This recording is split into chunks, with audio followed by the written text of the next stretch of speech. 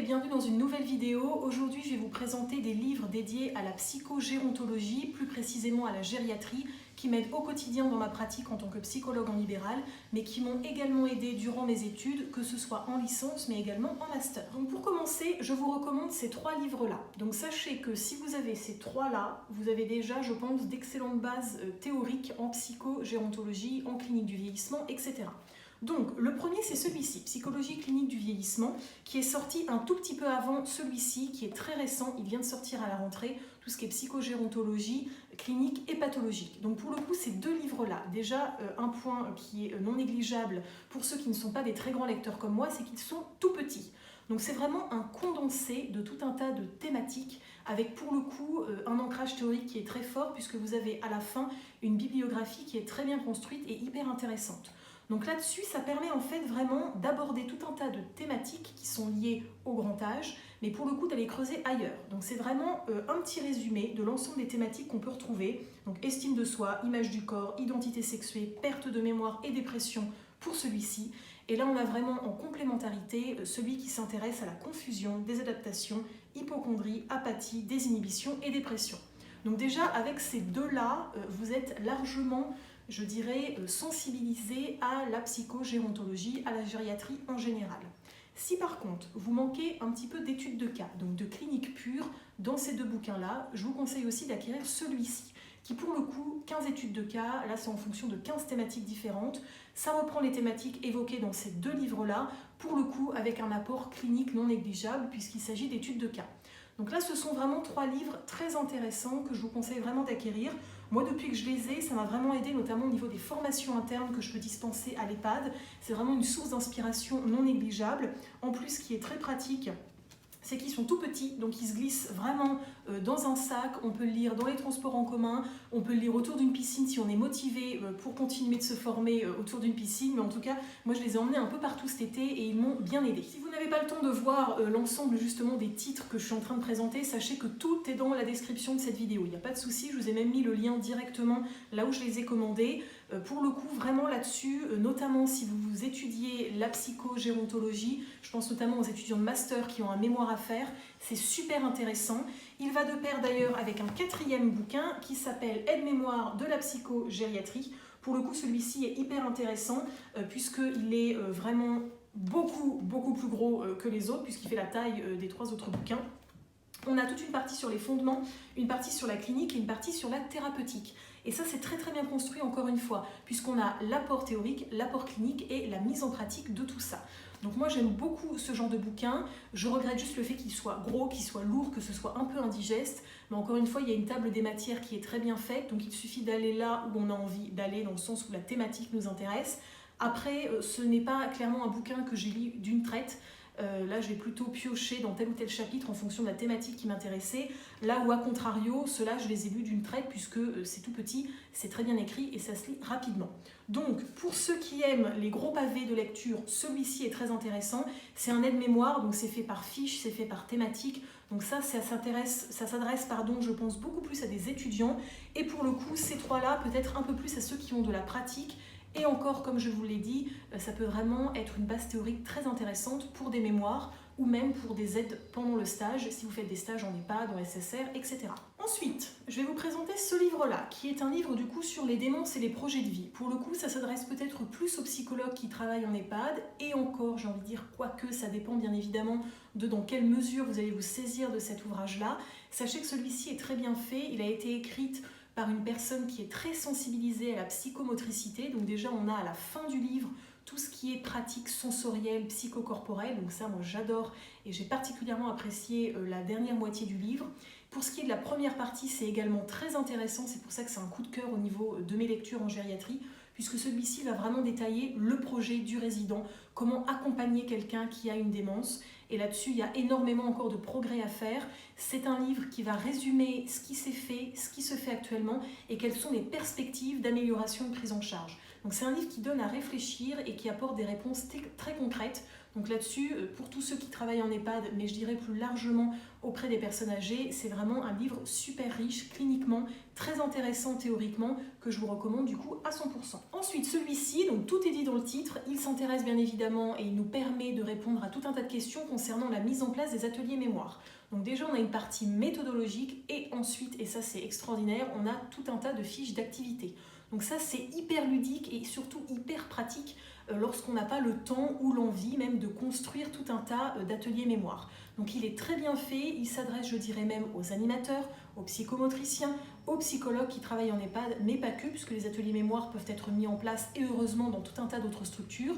Moi, il m'a également aidé à faire quelques séances de remédiation cognitive dans le cadre de mon activité en libéral auprès des personnes âgées et j'ai trouvé ça super passionnant, c'est très bien écrit et encore une fois, il est tout petit, donc il est synthétique et il se lit très bien. Alors après, c'est un livre qui pour le coup m'a vraiment fait réfléchir sur ma pratique et m'a donné envie de me former. Alors, il faut savoir que j'adore me former, ça vous le savez si vous me suivez depuis le début de ma chaîne. J'ai le projet de me former en art-thérapie puisque j'ai eu une découverte juste incroyable, une véritable rencontre avec l'art-thérapie en EHPAD.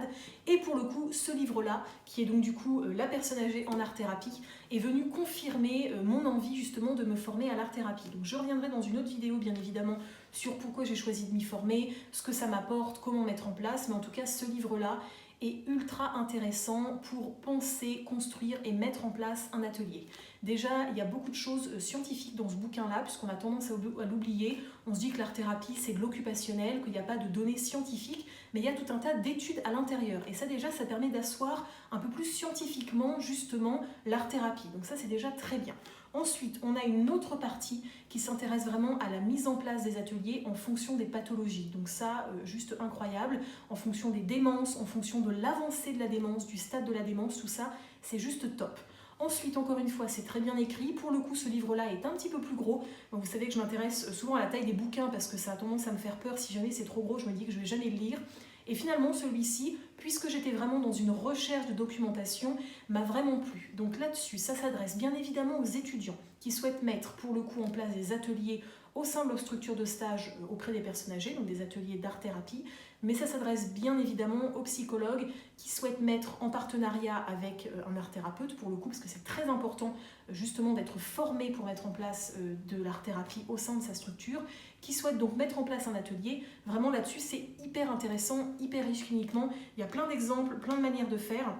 Et c'est vraiment en plus des auteurs qui ont, on le sent, cliniquement vécu énormément de choses au niveau de l'art-thérapie. Donc ça, c'est ultra positif. Et si vous vous intéressez à ça, je vous recommande ce bouquin-là. Toujours dans le côté psychocorporel, il y a bien évidemment ce livre-là qui est Hypnose en pratique gériatrique. Donc là-dessus, pareil, si vous me suivez depuis longtemps, vous savez que je suis en train de terminer ma formation en hypnose. J'ai réussi à mettre en place des séances d'hypnose en EHPAD. Je dis j'ai réussi parce que c'est pas toujours gagné de réussir justement à mettre ça en place.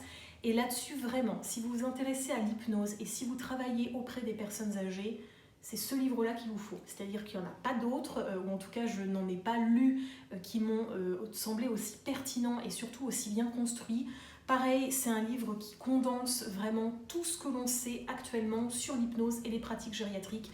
Il y a des études de cas, ça nous permet de savoir comment mettre en place ces ateliers et surtout comment mettre en place une séance, comment construire sa pratique et surtout ça nous permet de voir comment s'articule une séance d'hypnose auprès de personnes âgées qui sont susceptibles d'être atteintes de démence. Donc là-dessus, c'est juste incroyable. Moi, quand ce livre-là est sorti, je me suis dit c'est fou parce que c'est vraiment l'hypnose que j'adore et la pratique auprès des personnes âgées que j'adore aussi. Donc c'est vraiment, je trouve, la quintessence de ce qui me plaît en EHPAD. Donc pour le coup, comme je le disais, si vous vous intéressez à l'hypnose et à la gériatrie, c'est ce livre-là qu'il vous faut. Pour continuer, avant-dernier bouquin que je vais vous présenter, c'est un livre qui pour le coup va vraiment résumer tout ce que je viens de vous présenter.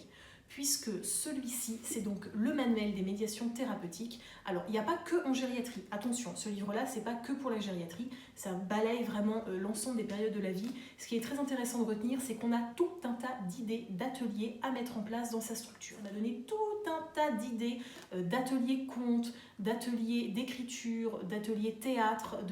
Ça m'a ouvert le champ des possibles, je dirais, au niveau des ateliers et surtout de la possibilité de mettre en place des ateliers en EHPAD. C'est vraiment une bible à avoir celui-ci parce que vous bossiez auprès des enfants, des adolescents, des adultes ou des personnes âgées, en structure, ça vous donne la possibilité vraiment d'ouvrir le champ des possibles sur la création des ateliers. Ça vous donne vraiment des billes pour vendre vos ateliers, c'est-à-dire prouver que ça va avoir un effet positif, prouver que c'est important pour la structure de mettre cela en place. Ça m'a aussi permis, pour le coup en libéral, de penser une pratique différemment, mais ça je vous en parlerai dans une prochaine vidéo. Pour terminer, le dernier livre que je vais vous présenter, il me semble que je vous en avais déjà parlé dans une précédente vidéo, je ne suis plus sûre, mais en tout cas, c'est celui-ci, Prendre en charge la douleur chronique avec des thérapeutiques non médicamenteuses. Celui-là, il est très intéressant puisque s'il y a bien une structure, hormis les centres spécialisés dans les douleurs chroniques, dans lesquels on retrouve des douleurs chroniques, c'est bien en EHPAD, puisque avec l'avancée dans l'âge, il y a une chronicisation des douleurs, avec en plus la dépression, tout ce qui tourne autour de l'institutionnalisation. Pour le coup, c'est le cocktail pour que les douleurs se chronicisent. Donc là, c'est très intéressant puisque ça va balayer l'ensemble des méthodes non médicamenteuses qui sont très en vogue. Je dis en vogue, pas dans le sens péjoratif, mais qui sont vraiment en train de se développer au sein des EHPAD. Pour le coup, ça c'est super intéressant de lire, de comprendre. Ces livres-là, bien évidemment, ils ont un aspect théorique, clinique, qui vont vous apporter des arguments et qui vont vous permettre de vous former, mais de vous former théoriquement. Ça doit vous donner l'envie de vous former de manière beaucoup plus clinique, de beaucoup plus pratique. Donc là-dessus, moi j'ai découvert tout un tas de méthodes. Donc il y a évidemment des méthodes pour lesquelles je suis formée, donc l'hypnose et la méditation, mais tout ce qui est ACT, EFT, il y a aussi l'EMDR qui rentre là-dedans. Donc l'EMDR, bien que j'y sois formée, c'était très intéressant d'avoir justement un chapitre spécifique pour les douloureux chroniques. Ça trouve écho dans ma pratique en libéral, mais vous verrez qu'il y a énormément d'analogies qu'on peut faire justement avec la pratique en gériatrie. Donc voilà, ça c'est le dernier bouquin que je voulais vous proposer. Je compte sur vous pour être actif dans les commentaires, pour me dire quels sont les livres selon vous qui sont très importants d'avoir dans sa bibliothèque quand on est psychologue en gériatrie, en gérontologie, en tout cas dans ces thématiques-là. Petite précision pour ceux qui travaillent justement en EHPAD, n'hésitez pas à titre personnel du coup pour m'aider à me donner justement des livres par exemple sur la mise en place d'ateliers ou sur la formation des équipes en intra. C'est vrai qu'il n'y a pas beaucoup je trouve de livres qui pour le coup nous donnent des pistes concrètes pour nous en tant que psychologues, mettre en place des ateliers, proposer justement des formations aux équipes et je trouve ça un petit peu dommage. Donc là-dessus, soyez actifs dans les commentaires, n'hésitez pas à échanger justement vos bonnes idées et vos coups de cœur lecture en gériatrie, et même d'ailleurs dans tout un tas d'autres thématiques. C'est l'avantage de l'espace commentaire, c'est assez libre. Donc voilà, merci d'avoir regardé la vidéo. Encore une fois, merci à tous ceux qui viennent de s'abonner. Il y a eu une vague d'abonnements depuis ma dernière vidéo, justement, peut-être le fait que ce soit la rentrée, la reprise, je ne sais pas. Mais en tout cas, il y a eu beaucoup d'abonnements depuis ma vidéo sur la place du psychologue en EHPAD. Donc merci beaucoup, merci du fond du cœur, parce que là, on vient de dépasser le cap des 1500 abonnés, donc je ne sais pas où ça va s'arrêter, mais en tout cas, merci parce que ça me fait énormément plaisir d'échanger avec vous. Vous êtes aussi de plus en plus nombreux sur ma page Facebook professionnelle à venir me poser des questions, à venir échanger, me donner des conseils et m'aider aussi à titre personnel. Donc ça, c'est vraiment super appréciable. Si c'est quelque chose qui vous plaît, n'hésitez pas à vous abonner à cette chaîne YouTube en activant la cloche des notifications pour être au courant dès qu'une nouvelle vidéo sort. Merci d'avoir regardé la vidéo et à très bientôt.